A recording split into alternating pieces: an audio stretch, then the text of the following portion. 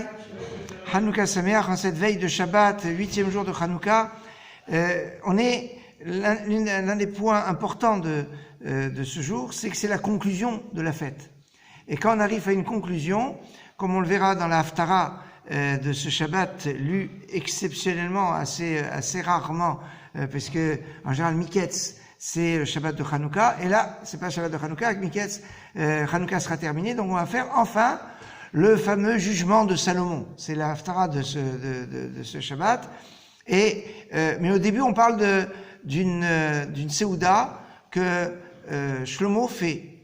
Et on apprend de cette Seouda le principe de la Seouda de Sioum, que quand on conclut soit une Masechet, un traité, soit quand on finit une mitzvah, eh bien, il y a une Seouda.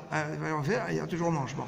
Et en fait, le sens de cette Seouda, c'est comme un sioum. Mais vous allez me dire, mais quel sioum il a fait Shlomo? Il a rêvé, et après le rêve, alors qu'est-ce qu'il avait demandé dans son rêve? Et Dieu lui a dit, demande-moi ce que tu veux, je te l'accorderai. Il a dit, donne-moi la sagesse. Dieu il a dit, tu auras la sagesse, tu auras tout. Et alors, en fait, tout le principe, c'est que à partir de maintenant, il va avoir une sagesse donc accrue. Il va pouvoir étudier avec beaucoup plus de force. Et le principe du sioum, eh bien, c'est pas comme on croit, c'est on a terminé, ça y est, c'est fini. Non, on a terminé, donc on commence. C'est quoi le terme clé dans le mot, le mot qui vient en premier sioum, c'est hadran. Hadran halach, c'est vers toi, on reviendra vers toi, ma secrète. Quand on a étudié une étude et qu'on ferme le livre, on dit ça y est, maintenant ça y est, on a fini, on n'a rien compris. C'est quand on a fini le livre, on dit quand est-ce que je vais revenir pour étudier? Parce que maintenant que j'ai étudié une première fois, quand je vais le réétudier, alors je vais avoir un éclairage qui va être extraordinaire. Et ce principe de Hadran, de revenir, c'est Hanouka, puisque à Hanouka, la caractéristique de Hanouka, c'est qu'on fait la mitzvah mehadrin mina mehadrin. C'est pas la mitzvah basique, on fait le mehadrin mina mehadrin, d'allumer 1, 2, 3, etc. C'est le next plus ultra. Mais mehadrin, ça veut dire on recherche les mitzvot. On recherche, on revient vers elle.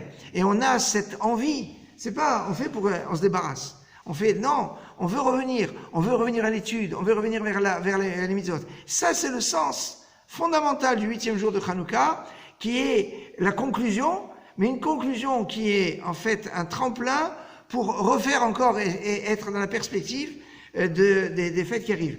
A priori, et perspective, eh bien, c'est quoi la prochaine fête? Fête, c'est Purim. Bon, vous allez me dire, il y a Toubi Shvat, bon, il y a des jeûnes, le jeûne du 10 Tevet, pile dans 8 jours, veille de Shabbat. C'est le jour de la semaine où tombe le jour de Zot Hanoukat, c'est le même jour de la semaine où tombe le jeûne du 10 Tevet, quand on a dans une configuration comme cette année.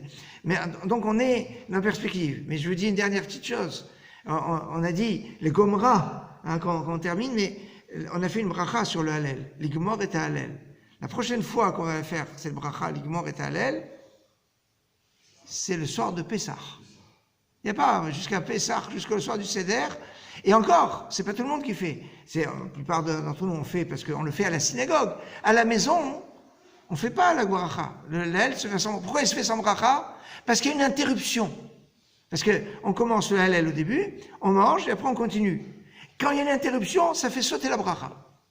Tout simplement. C'est pour ça qu'il faut pas parler dans le tefila, faut pas parler au milieu du Hallel, etc. Parce qu'il y a une bracha avant, une bracha après. Et si on parle au milieu, ça fait sauter la bracha. Et quelle bracha? L'Igmor. Ah tiens, les Gomra, on termine la mitzvah de Hanouka, on a la bracha à l'Igmor pour pouvoir se parachever, pour pouvoir rebondir et avoir le prolongement extraordinaire qui sera dans le Shabbat qui arrive, qui sera le 10e jour d'affilée où on lit la Torah. C'est quelque chose qui est assez rare, qu'on a 10 jours d'affilée où on lit la Torah. On a commencé avec le jeudi, veille de Hanouka, 8 jours de Hanouka, et ce Shabbat. Donc 8 jours sans s'arrêter avec la lecture de la Torah. On a l'occasion de reprendre ces aspects, qu'on ait une bonne chatzima, un bon saut, puisque c'est jusqu'à maintenant, Zot Hanouka Tamizbar, et de Besorot Tovot, Shana Tova Umtuka, et que de bonnes nouvelles.